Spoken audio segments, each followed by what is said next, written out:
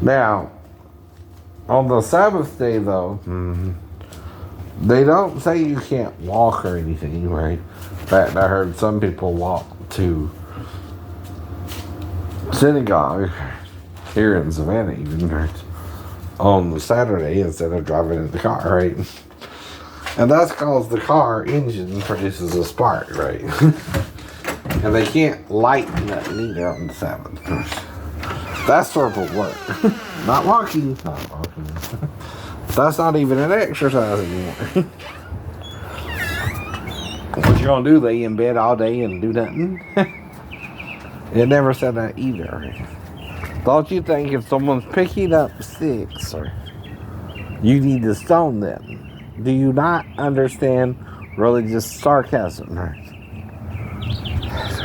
Dude. I know the Bible says things, but can you carry a law too far? That's what Moses means, right? Now, no, you don't cheat on your wife. You're married to her, right? With another woman. But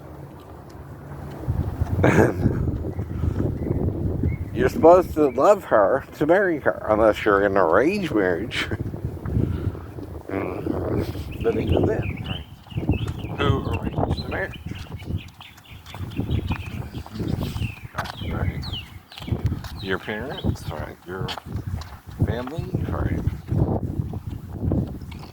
And if you're not in an arranged marriage, or again, right, your father doesn't marry you, right? When the girl gets a certain age, right, can she marry herself, right? They never said you couldn't, by the way. The father's only responsible for his virgin until she becomes of age herself, right? Generally. Now, if he keeps her a virgin, right, as Paul's pointing out, that's something different, right? But it don't mean the girl won't want to marry her, don't have to marry her, it does, right? Either way, right? It's kind of a choice, right? Now, if you meet some man, falls in love with that man, can she marry him? With or without the father's blessing? Weird, huh?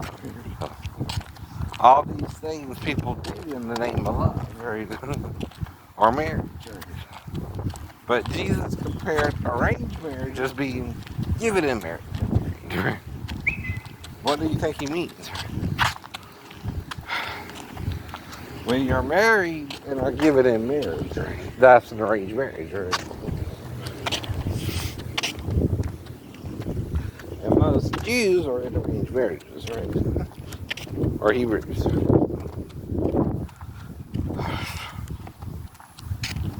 So can a woman divorce a man? Yeah. She can, right? Men just can't go back to her if they divorce, right? Now Adam and Eve went back to each other and had other children after the fall too, right? Even if you're from that union after the fall, you're corrupted, right? You're born corrupted, right? Because Adam and Eve ate of the fruit tree they weren't supposed to eat of. And there's something wrong with it. Somehow the fruit tree made them aware they were naked the whole time. Like they didn't know. That don't sound like a fruit tree though I've ever eaten of. Is there a question Moses is trying to get you to think about, right? In the story, right? Because he wants you to wonder what about this tree's fruit made Adam and Eve aware they were naked or not the whole time.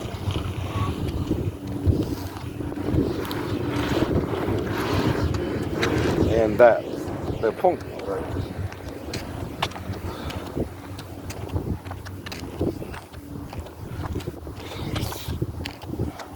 How could it do that, right?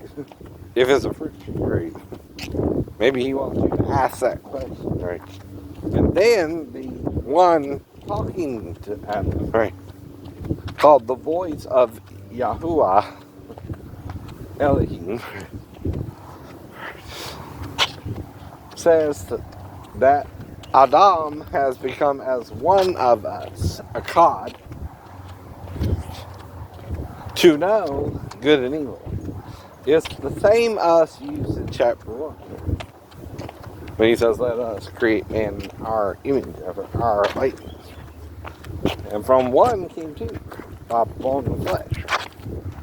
The bone you think isn't written, what was the flesh? Was the female literally in the male and taken out of him? That again is a question those men should ask, right? And you gotta seek the answer through other scriptures in the Torah. Then you have Joshua and other books after Moses too, as a history of Israel, and their religion, like most cultures do. And some people mix myth with reality, like we do today. Right. Now the problem ain't the myth part. The problem is what is true and what is not true, right? So what is Moses even really trying to say here? By saying a tree brought us knowledge. This knowledge brought us good and evil ideas. And we knew, though we were naked the whole time, we were naked after we ate of its fruit, of its body, right? Even a fruit tree there, right? Or whatever kind of tree it is, produces a offspring. There's something to help the tree to produce other trees. And the whole tree body is the whole tree. The leaves, the branches, the limbs, and then the trunk. And then the bottom of the trunk and the top of the trunk. The head and the tail. The top and the bottom. And all that's in between. And up to a certain point, there are no limbs, right? So we got 2 legs, 2 arms, right? Digits on the arms, fingers. And again, we're supposed to figure out the mystery Moses is explaining happened in Eden, right? And some people don't want to make that leap of faith. Well, what do you do about it, Shane? Well, you try to tell them anyway. That's all you can do about it, right? Without judging them, right? See, that's another thing Jesus taught you, is to forgive to be forgiven, right? But some people forget that message. And it's harder to forgive than condemn, right? So that's kind of the problem, too. Ow.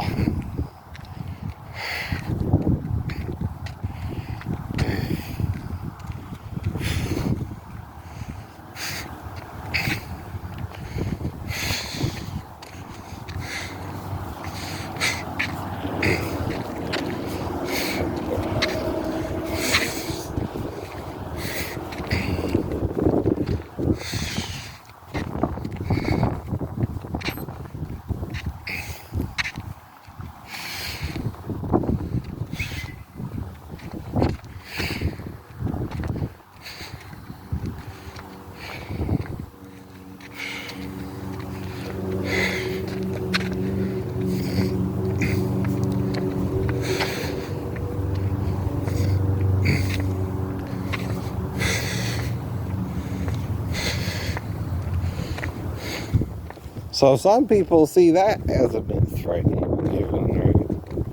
That's the problem, right? They don't take it seriously, right? Well, what if it's closest to the truth we can get, right? There has to be something that made us this way, right? And that could be a good theory, right? That Moses said, right? But it's still a theory, right? Problem with the theory is you weren't there, right? Nor was Moses when you wrote it down finally, right?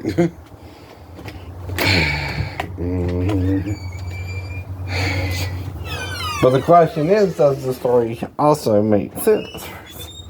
Does it fit what happened, right? Or could have happened, right?